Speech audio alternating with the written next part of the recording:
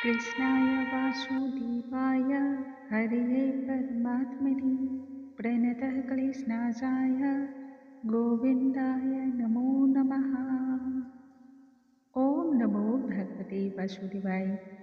नमस्कार दोस्तों, आज की इस वीडियो में हम सुनेंगे माघ मास महात्म्य की 19वें अध्याय का पाठ।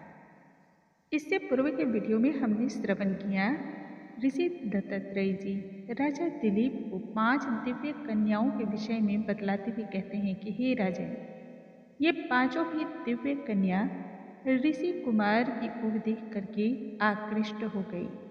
सुंदर गठीले बदन का स्वामी तथा कमल के समान नेत्र उन ऋषि कुमार की ओर पांचों ही कन्या ठगी की ठगी देखती रह गई और उन्हें प्राप्त करने की लालसा रखने लगी।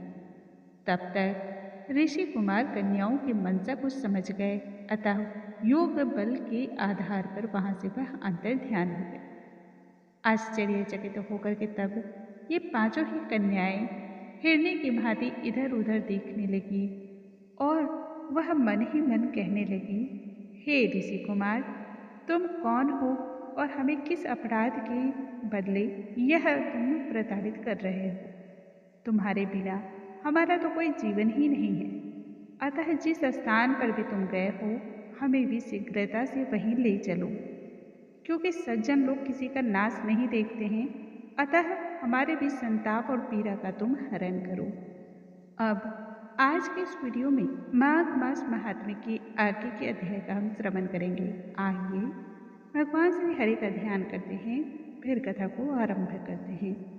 बोलो भगवान श्री हरि की जय, स्वामी नारायण की जय। ऋषि कुमार को खोजती हुई पांचों कन्याएं इस तरह से विलाप करती हुई बहुत देर तक प्रतीक्षा करती रही। फिर थक हार कर अपने घर को लौट पड़ी। जब वह पांचों अपने घर में आई तब माताओं ने कहा, हे कन्या, तुमने आने में इतना विलंब क्यों किया? इस पर कन्याओं ने जवाब दिया कि हम किन्नरियों के साथ क्रीड़ा करती हुई एक सरोवर पर गई थी और कहने लगी कि आज हम तो थक गई हैं। इतना कहकर वो सभी विश्राम करने हेतु लेट गई। वशिष्ठ जी आगे कहते हैं, इस प्रकार से अपने मन के आशय को छुपा करके वह विरह में तड़पने लगी। उन्होंने घर में आकर किसी प्रकार की क्रीड़ा नहीं की। वह रात्रि उनको तो एक युग के समान मानो व्यतीत हो रहा था। सूर्य नारायण के उदय होते ही वह अपने आप को जीवित मानते हुए माताओं की आज्ञा को लेकर के गौरी पूजन करने हेतु फिर उसी स्थान पर जाने को उद्यत हो गई।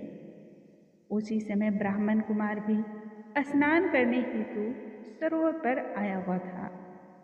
उसके आने पर कन्याओं ने वाह वाह तो ऐसे किया मानो जैसे कमलिनी प्रातःकाल सूर्योदय को देखकर कहती है।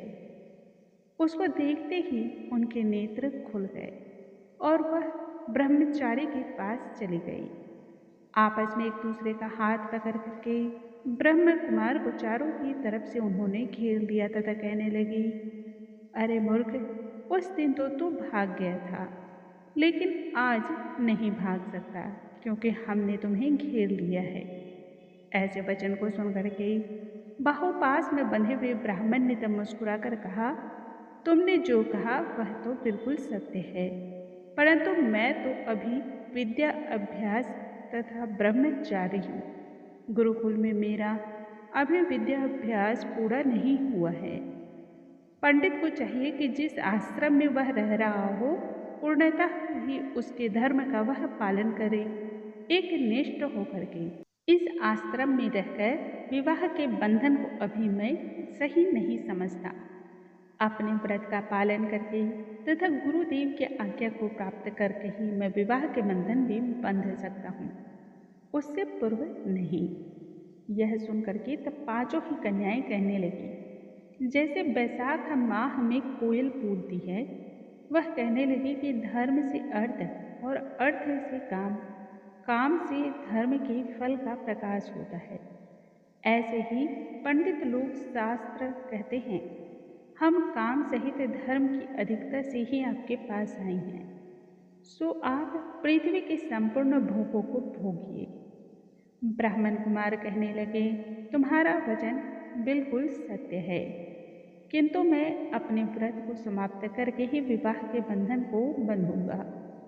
पूर्व मैं यह कार्य नहीं कर सकती। इस पर सभी कन्या उन्हें धिक्कारती हुई कहने लगी कि तुम तो मूर्ख हो। अनोखी औषधि, ब्रह्म बुद्धि, रसायन सिद्धि, अच्छे कुल की सुंदर नारियां तथा मंत्र जब और जिस अवस्था में प्राप्त हो जाए तब ही उसे स्वीकार कर लेना चाहिए। कार्य को टालना अच्छा नहीं होता।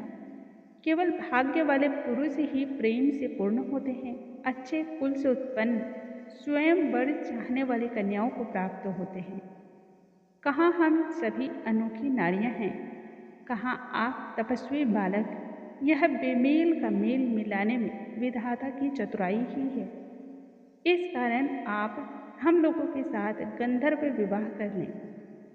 उन कन्याओं के वचन को सुनकर के धर्मात्मा ब्राह्मण कहने लगे कि व्रती रहकर इस समय विवाह नहीं करूँगा। मैं स्वयंवर की इच्छा नहीं रखता।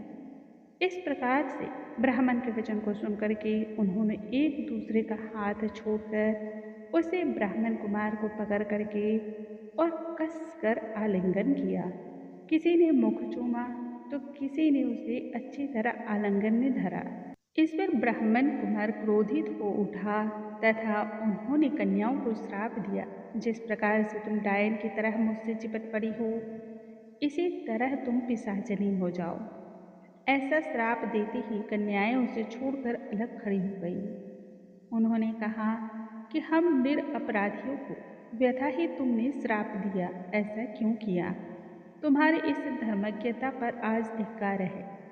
प्रेम करने वाले से बुराई करने वाले का सुख दोनों लोगों में नष्ट हो जाता है। इसलिए तुम भी हम लोगों के साथ ही पिशाच योनि में जन्म जाओ। तब वे आपस के क्रोध से उस सरोवर पर पिशाच पिशाचनी हो गए और बस पिशाच पिशाचनी कठिन शब्दों से चिल्लाते हुए ही अपने अपने कर्मों को तब भुगतने लगे। वशिष्ठ ऋषि आगे कहने लगे राजा दिलीप से कि हे राजन, इस प्रकार से वह पिशाच सरोवर के इधर उधर घूमते फिरते रहे।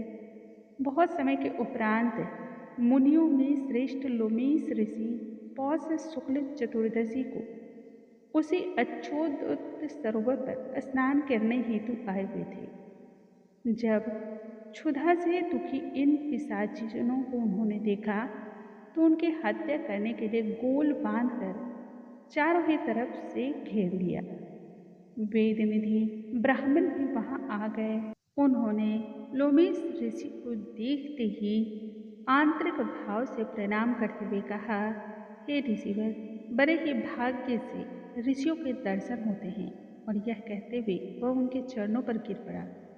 फिर उन्होंने गंधर्व कन्या तथा अपने पुत्र का परिचय देकर के सब वृत्तांत कह सुनाया तथा कहा, हे मुनिवर, यह सब ही श्राप से मोहित होकर के आपके सन्मुख खड़े हैं। आज इन बालकों का निस्तार ऐसे होगा जैसे सूर्य उदय होने से अंधेरे का नाश हो जाता है।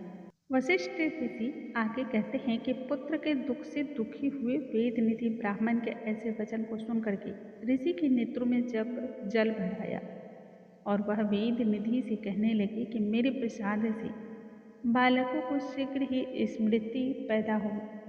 मैं उनका धर्म कहता हूँ, जिससे इसका आपस का ज्ञान विलीन हो जाएगा।